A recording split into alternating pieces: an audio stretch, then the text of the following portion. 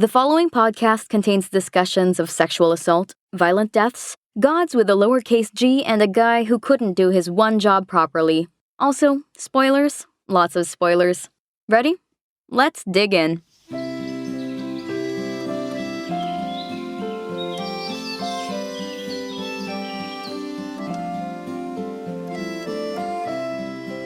Picture this.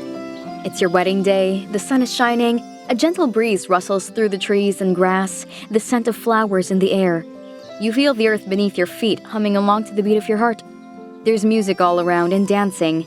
A burst of laughter flies carefree into the air where your bridesmaids, your girl squad really, are gathered behind you. You sway forward and suddenly... Ow! Well, you know how it is. One moment you're frolicking in a meadow in a long white dress just like Taylor Swift in the Taylor Swift music video. And the next moment you feel a sharp shooting pain in your ankle and you're dead. And you're being led into the underworld by Hermes, the god of travel. And, oh, snakes. Why does it always have to be snakes?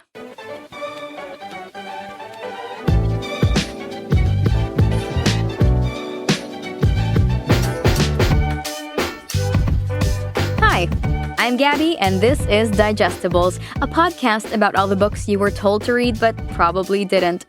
And today we're breaking down the myth of Orpheus and Eurydice. Most traditional romantic stories end with a wedding, the happily ever after.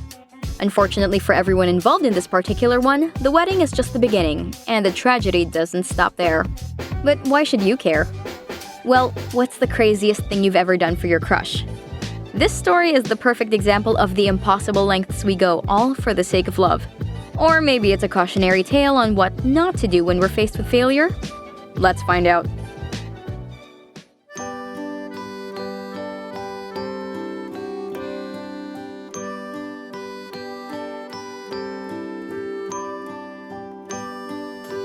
First, let's meet our hero, Orpheus. Orpheus was the son of Calliope, the eldest or chief of the 9 Muses. Muses are Greek sister goddesses who are patrons of anything related to art. Calliope specifically is the muse of eloquence and epic poetry. And by epic, I don't mean awesome, I mean long, like really long poetry about heroes and their adventures. Her name means beautiful voiced, so you know that talent runs in the family. And she taught her son to write lyrics for his music. Sources can't agree on who Orpheus's father is exactly, but he's either the son of Thracian king Eurydice, or the son of Apollo, god of the sun, poetry, music, among many other things. Father or not, Apollo teaches him how to use the lyre, which is a stringed instrument sort of like a tiny harp. And legend has it he played it to perfection. So basically this kid is gifted, like seriously gifted. His skill with music was so fabulous, they say he could melt the hearts of anyone and anything. Gods, mortals, beasts, and birds, probably your mom and dad too. He could move rocks and mountains and change the courses of rivers with his bops. Wait just a minute, okay. Born to royalty and with a voice that can speak to animals and wildlife? How has he not become a Disney princess yet? Well, probably because his story ends up super depressing that even Disney can't Disneyfy it. But we'll get to that later. Orpheus spends his life the essence #blessed. He joins up with Jason and the Argonauts, a band of heroes on a quest, because they're always on a quest and was so essential that everyone would have died if he wasn't there. But that's another story for another time. Sometime after this adventure, he meets Eurydice. We don't know how, but let's just assume that their love story goes the normal way. Boy meets girl, boy loves girl loves boy back, boy and girl get married, and then... the end. Oh, it's not?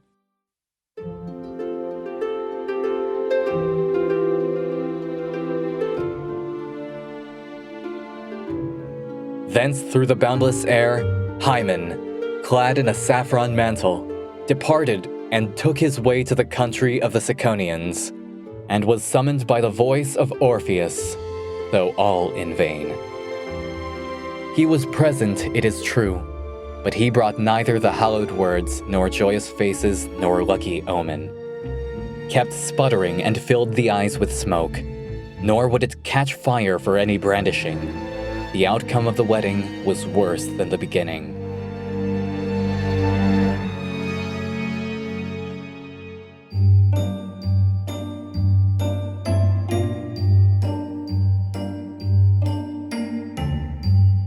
Hymen is the god of marriage, but he'd be the first to admit that weddings suck. He'd like it if only he didn't have to show up to so many of them. As it is, he's been to every single one. Gossip had spread throughout the land that if he wasn't present during a wedding, then the marriage would be disastrous. Of course, this meant that every time there's a wedding, people would run around shouting his name to the heavens until he's forced to make an appearance just to shut them up. Today is no different. He hears his brother Orpheus calling and he wants to ignore it, but their mother would probably kill him. So he sighs and puts on his saffron coat and his crown of flowers, grabs his torch and proceeds to the venue. In his heart, he wishes them well, you know. Orpheus and what's her name? But he draws the line at pretending to enjoy it. He refuses to smile and laugh and the small talk. He's not going to give them any kind of blessings or words of luck. Instead, he stands still on the sidelines while his torch, though flameless, spits out thick smoke, covering the crowd of guests still hanging about. He keeps his face like stone as their eyes begin to tear and their throats begin to itch. He's counting the minutes until he can leave. He stares up at the sky and thinks about just disappearing when the screaming starts.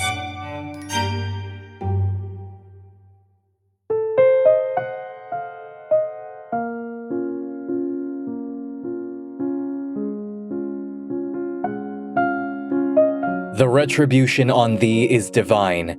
Thou art in penance for a sign condign. Poor Orpheus, innocently wronged by thee, invokes his judgment and the fate's decree. For still he raves and mourns his stolen bride, who fled thee headlong by the riverside. Poor girl, she saw not, till too late to pass, the monstrous hyper in the tussock grass. The minstrel to his hollow shell would mourn, for consolation under love forlorn. Sweet wife, he sang on lonely shores alway. Sweet wife at dayrise and departing day.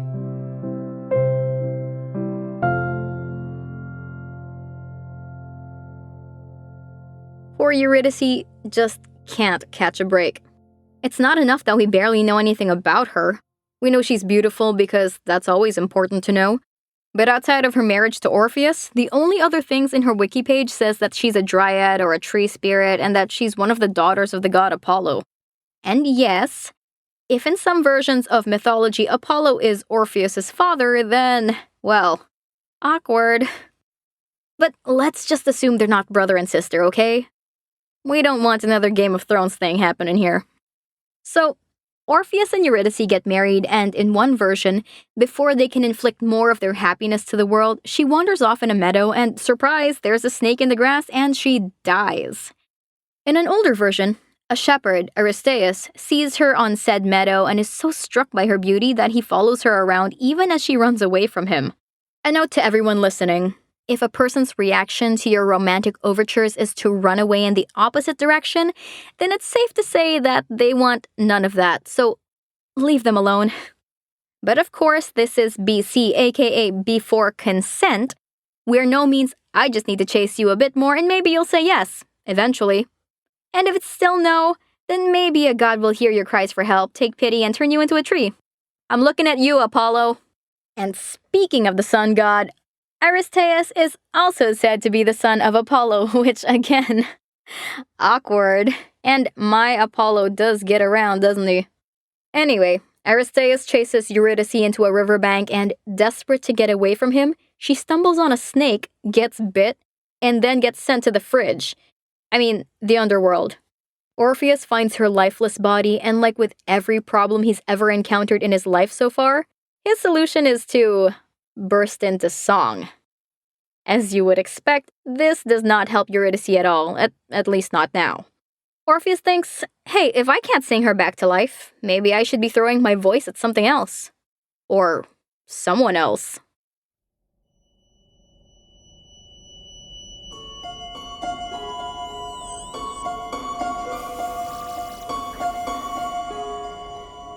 The Greeks believed that hidden deep beneath the earth lies the underworld, a dark, sunless country where all souls go after death.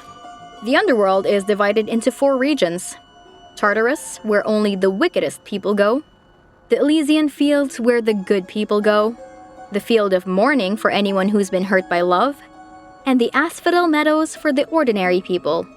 You know, the boring ones who aren't heroes or villains. So it wasn't exactly hell because every mortal went there regardless if they were naughty or nice. The easiest way to get there, obviously, is death. But that won't work for Orpheus. He travels instead to an ancient town called Taenarus, where there is a cave that leads down into the underworld. Step by step, he goes into the dark so he can plead his case with Hades, who rules over the souls of the dead.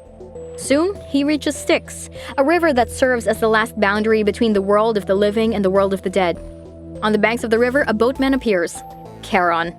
He's rough and haggard for a spirit. His clothes are dirty, his long beard uncombed, not to mention the smell.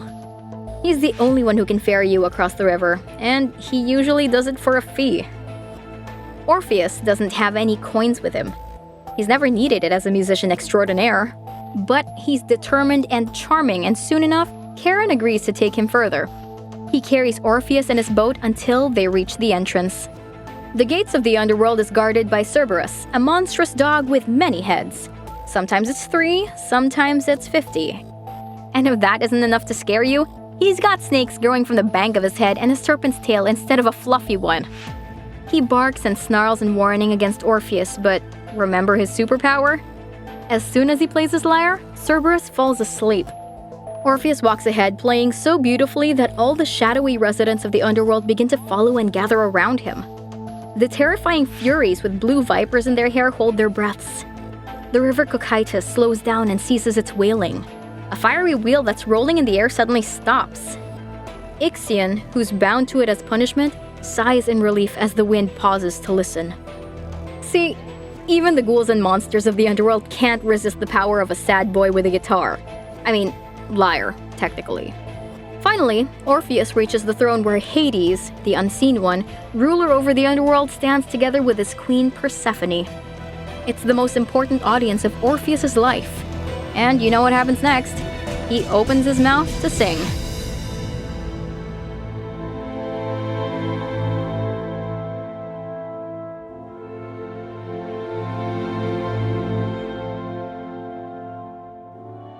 And through the unsubstantial throngs and the ghosts who had received burial, he came to Persephone and him who rules those unlovely realms, Lord of the Shades.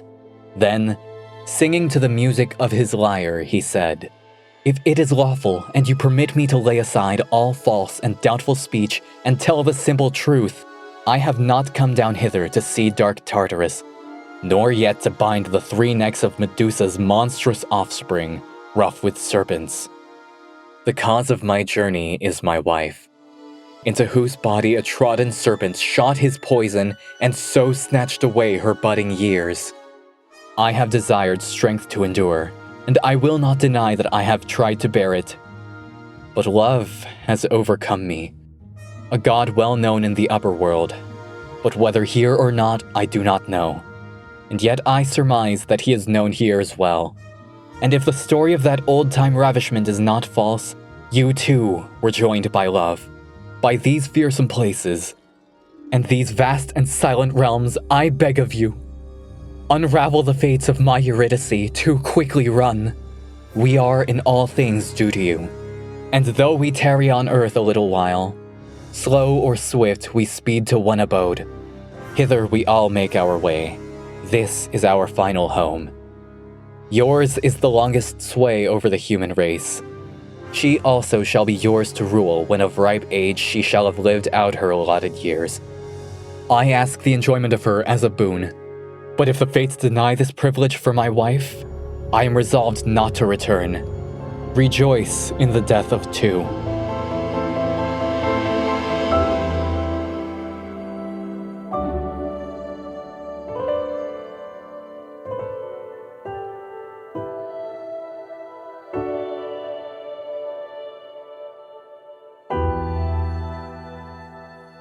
Ovid wrote it prettier, but Orpheus's song basically says, "Yo, Hades, look, I'm just a boy standing in front of a god, asking him, hey, remember that time you kidnapped your wife because you fell in love with her?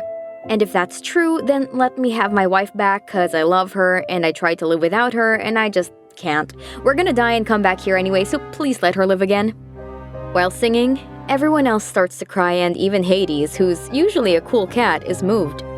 Persephone's heart softens and they agree to free Eurydice, with one tiny little catch. She must walk behind Orpheus while they travel back, and he's forbidden to look back at her until they've left the underworld. Simple, right? So, Orpheus agrees. They call Eurydice forward. She steps out, limping, her legs still wounded by the snake's venom. The lovers begin the slow, steep ascent. Orpheus leads the way through the stifling dark. It's a long, long journey.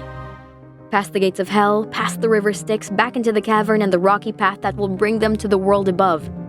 He concentrates on putting one foot in front of the other. He listens for the soft, wet sounds of her footsteps faltering behind him. Soon, the deep black surrounding them turns to a lighter gray. Finally, he sees light coming from the outside cave. His heartbeat quickens. He walks faster.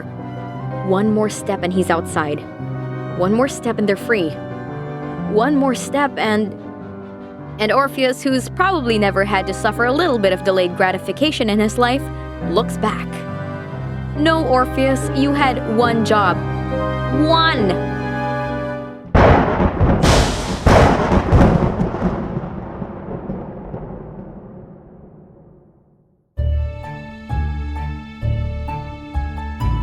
Returning now, the minstrel's way was won. Behind him followed to the breeze and sun Eurydice, restored but still unseen by strict condition of the infernal queen. When sudden madness seized the lover wild, a sin to smile at if hell ever smiled, he stopped and at Eurydice his own, upon the brink of daylight faintly shone. Too fond, alas! Looked back and all was gone. Broken the bond of the ruthless tyrant fell, and thrice rang thunder through the gulfs of hell. Ah, what, she cried, what madness wretched me hath thus destroyed, and oh, my Orpheus, thee! Lo, back they call me unto cruel doom, and slumber doth my swimming eyes entomb. And now farewell, the great night rushes o'er, weak hands to thee I spread, thine own, nevermore. With that she vanished from his eyes away, as smoke becomes a ghost where breezes play. Why does Orpheus look back? Was it excitement? Was it fear? Did he forget that they were social distancing and she was still a few steps behind him? Or did he just assume that everything would be okay because that's what usually happens when you're a hero? Whatever the reason, it's done. He stretches his arms to catch her, but she slips from his grasp. Farewell, she says. So faintly he barely hears her, and then disappears. Thunder rings 3 times through the underworld, and then there's nothing left in front of him but air. And poor Eurydice dies twice because the men in her life are trash. Orpheus is stunned. He just can't believe his stupidity, and honestly, neither can we. He rushes back inside the cave, back to the river where Charon waits, but no amount of charm will help him now, and no matter what he says, no matter how he pleads, no matter how he sings, the ferrymen will not bring him across the river again.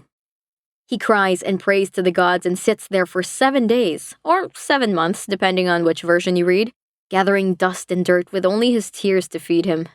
Eventually, he gets up and does what he does best, wander around Greece with his lyre singing. He strums melancholic melodies to the stars. He serenades tigers, moves trees, complaining about the love he lost. And even with his sort of sad Keanu energy, he's irresistible to everyone he bumps into. Women throw themselves at him, but he declines all of them. One author, Ovid, points out that he doesn't reject men, by the way, because Greeks are just by that way. One day, Orpheus warbles into a wood where the Maenads are gathered. They're a group of women who worship Bacchus, the god of wine, or in Greek mythology, Dionysus. Oh, and their name literally means mad. So there they are, a bunch of drunk, crazy women who want the D but are quickly getting really, really annoyed with all of Orpheus's wailing. They bear it for as long as they can until they snap. They throw spears at him, they throw stones, but as long as Orpheus is singing, the sticks and stones can't touch him, and instead they fall useless at his feet. As superpowers go, it's both irritating yet amazing. The women start screaming as they try to drown out his music, and it works. Soon, their missiles make bloody hits. Orpheus, not knowing when to quit, goes on and on. Enraged, the Maenads throw themselves at him, this time violently, and with their bare hands tear his limbs from his body. They grab his head and his lyre and throw them down a river. All the while, Orpheus continues to call out for Eurydice. How sweet. His head, still singing, eventually washes up on an island called Lesbos. The Muses gather up his body parts and bury it there where nightingales sing at his grave. Meanwhile, his lyre is sent up to the stars to become a constellation. One ending has the souls of Orpheus and Eurydice eventually reuniting in the underworld, where they spend the rest of their lives in the Elysian fields. Aw. Other endings say nope, they'll never see each other again. Orpheus remains a singing head in his shrine in Lesbos, and that's it. You decide which ending you want to believe.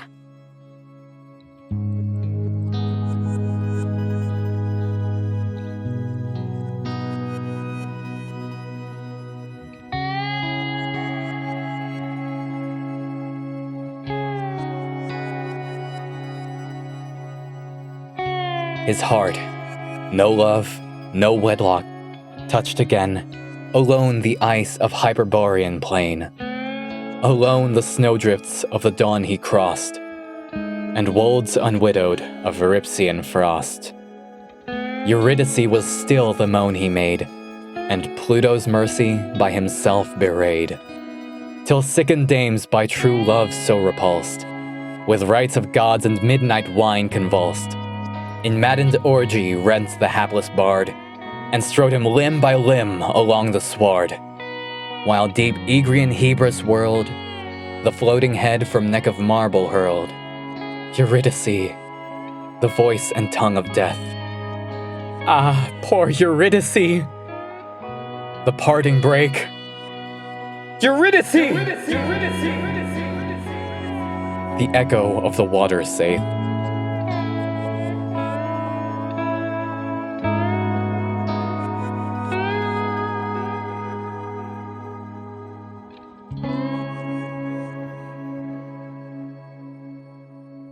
In the 1800s, there was Listomania, or Liszt fever, where frantic fans of Hungarian composer and pianist Franz Liszt would swarm over him during his concerts, fighting for his handkerchiefs or a lock of his hair. When a piano string broke, they would try to claim it to make it a bracelet. In one story, Liszt throws away an old cigar stump and one lady picks it up from the gutter, places it in a locket, and engraves it with a monogram FL. In the 1960s, there was Beetle Mania. It's not enough that the band would perform to a sea of screaming, crying faces. No, their teenage fans would chase them down the streets until police escorts were required. They'd break into the band's hotel rooms or houses, steal their personal items, even locks of hair.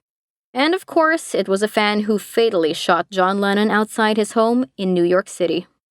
In more modern times, we've had Bieber fever, the One Direction infection, and now, of course, the K-pop phenomenon. Do I even have to explain what K-pop is? They're everywhere, with millions of YouTube views, fandom wars, and flashy fan cams flooding up the digital space. K-pop enthusiasts are notoriously legion, notoriously fun, and notoriously fanatic. One fan even wrote to her idol in period blood. The letter reads, "I dedicate to Taehyun my period blood letter. Ok Taehyun, you cannot live without me, sprinkled with a few strands of my pubes." Okay, gross. But probably not as gross as using your bare hands to pull apart the idol you love into pieces like the Maenads did to Orpheus. And remember, this myth was written centuries ago. So yeah, the hysteria we've witnessed throughout history surrounding any kind of celebrity is nothing new. Is it the power of good music? Really extraordinary music that moves us to tears or anger or hate or joy? Or is it simply because we love what we love? Because while music can be a trigger for extraordinary emotions, it's still love that inspires us to do great and terrible things. But let's try to focus on doing the great instead of the terrible, okay?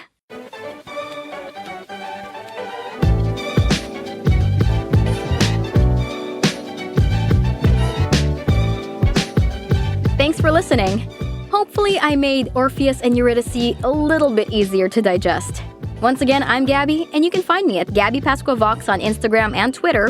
That's GABYPASCUAVOX. Or use the hashtag Digestibles Podcast.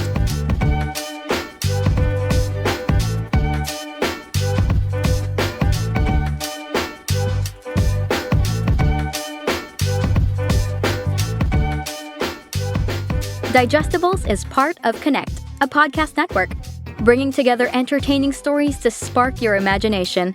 For more awesome content, follow us on social media @Connect Podcast.